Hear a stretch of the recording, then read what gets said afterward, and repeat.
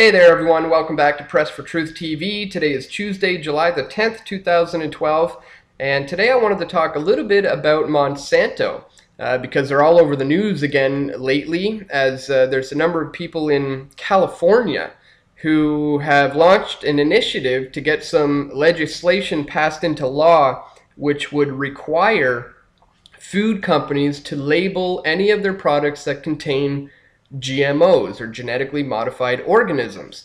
And this has prompted Monsanto to launch a counter propaganda campaign against the labeling of GMO foods. Monsanto, of course, is the world's largest producer of GMO, genetically modified seeds, foods, fruits, vegetables, just about everything we consume on a daily basis pretty much falls under this Monsanto umbrella.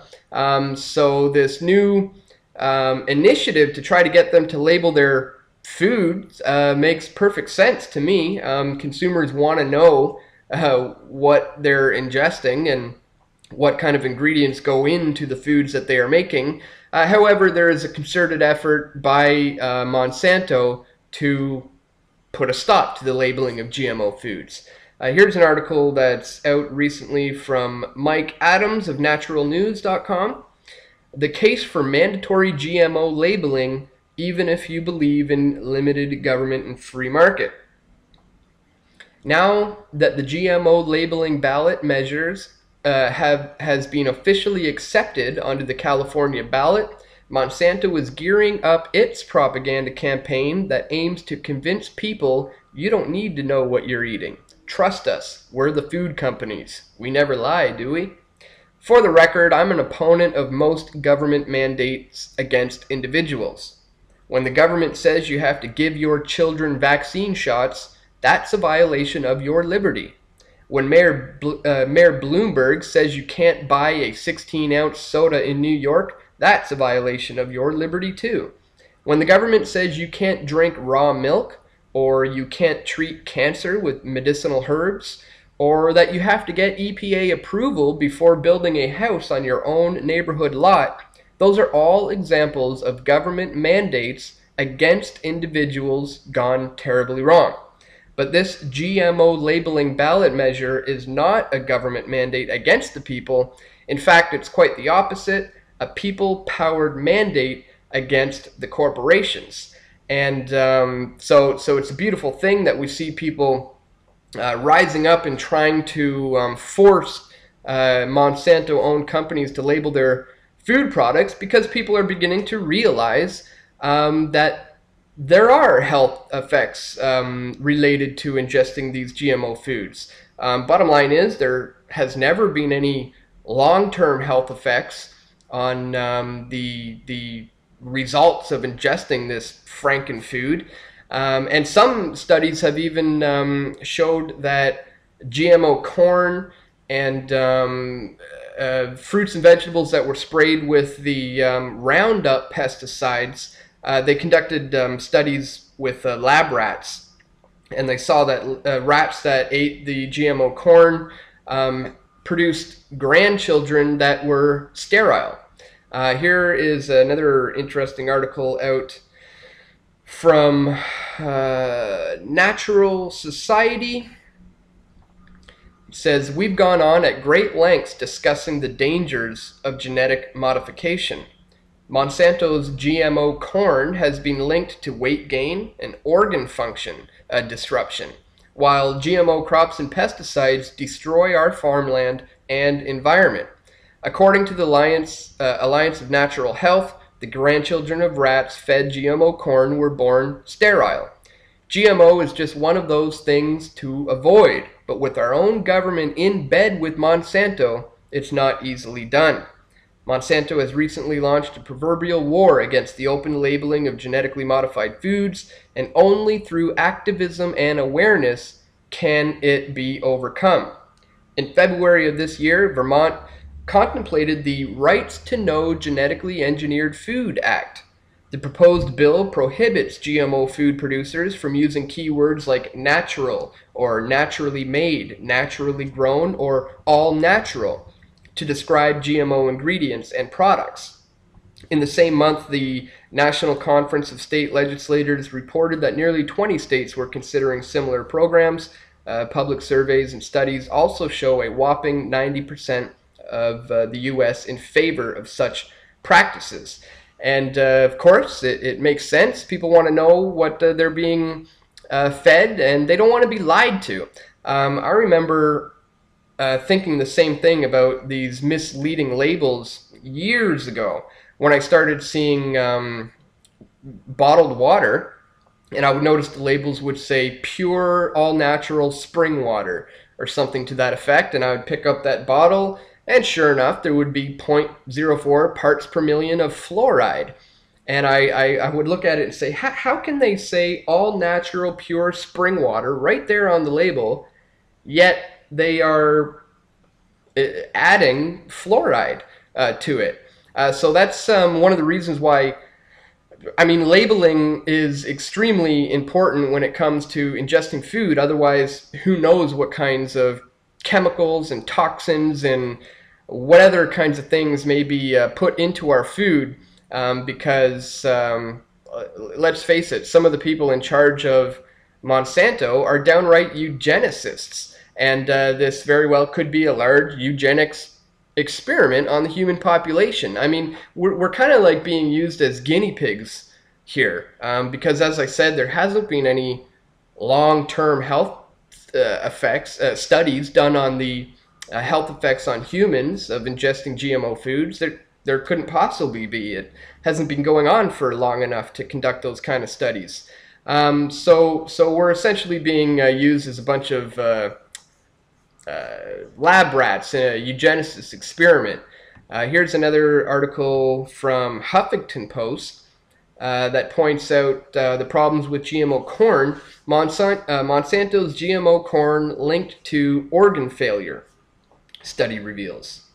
In a study released by the International Journal of Biological Sciences, analyzing the effects of genetically modified foods on mammalian health, researchers found that agricultural giant Monsanto's GM corn is linked to organ damage in rats.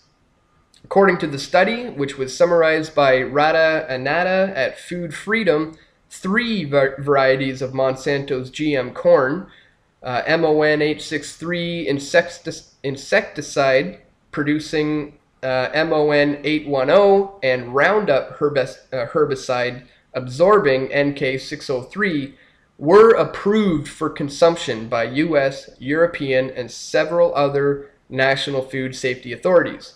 Monsanto gathered its own crude statistical data after conducting a 90-day study, even though chronic problems can rarely be found after 90 days, and concluded that the corn was safe for consumption. So that seems a little premature to me to come out and say that it is safe, because you conducted a study that only lasted 90 days. A lot of these adverse health effects show up way after the fact. It takes a lot longer for than 90 days for some of these problems to present themselves. So probably a few months ago or so, maybe longer, 3 or 4 months ago, we did a video report on Monsanto called the Monsanto Monopoly. So I'm going to put a link to that in the description so you can check that out. We have a lot of good info in there on Monsanto. And also, some of you may recall back at the beginning of the year, going back 7 months ago now, I was doing a detoxifying cleanse called the Master Cleanser. And this is a bit of a debated detox. There's a lot of people who say it's a good thing to do. There's some people who suggest that it's not a good thing to do. And what it is, just to break it down, is a detoxifying cleanse where you ingest a concoction of lemons, water, cayenne pepper, and maple syrup. The lemons giving you the vitamins and nutrients that your body needs. The maple syrup supplying the calories and the sugars And of course, we need water on a daily basis, and the cayenne is meant to break down mucuses that can build up in your body over the years. And so I thought it was a good thing to do to cleanse my system of all the chemicals and the toxins and the garbage that have just built up over years and years of ingesting things like genetically modified organisms. And I gotta say, when I was on the cleanse, I felt good. I felt really good. I had a lot of energy. I just felt clean and crisp, and my mind was sharp, and I just felt really good on it. And so in my experience, it's a good thing to do. Now, it's not recommended that you do it, you know, more than once a year, but certainly it is good to do that for at least that amount of time.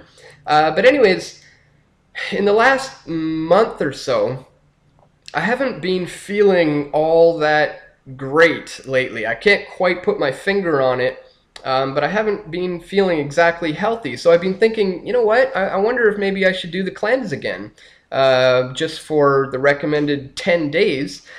And so I've decided to do that again, to rid my bodies yet again of these toxins and chemicals that continue to build up on a daily basis of ingesting these foods. And I'm currently on day 2 right now. I'm going to go for 10 days. And once again, it's only been 2 days, and I already feel really, really good once again. I feel cleaner, healthier, more energy. And so I can't recommend you to do it. I'm not a doctor. I'm not a nutritionist. I'm just speaking from my own personal experience of having done the detoxifying cleanse known as the Master Cleanser. And so I'm doing it again. I'm on day 2, and I've got 8 days to go. And it's something I would recommend because, as I said, speaking from experience, I think it is a good thing to do, to take a break from all these toxins, chemicals, and you got to make sure you buy organic lemons, organic maple syrup, use water that doesn't have fluoride in it, and all these sorts of things. And I think you will find you'll feel rather good about yourself as well if you decide to take on doing something like this. But anyways, I just thought I'd share that with you because Monsanto is in the news again, and I just decided to do this a couple days ago. And as I said, from my experience, it works. It does clean out my system, makes me feel cleaner, healthier, more energy.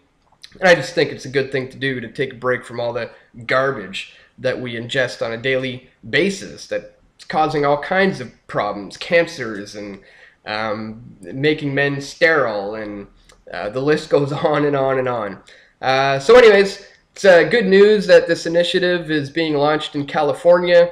Hopefully, if this becomes law, it will set an example, and other states and other countries around the world will follow suit and begin to force mega corporations like Monsanto to have to label their genetically modified organisms to let people know exactly what they are indeed ingesting.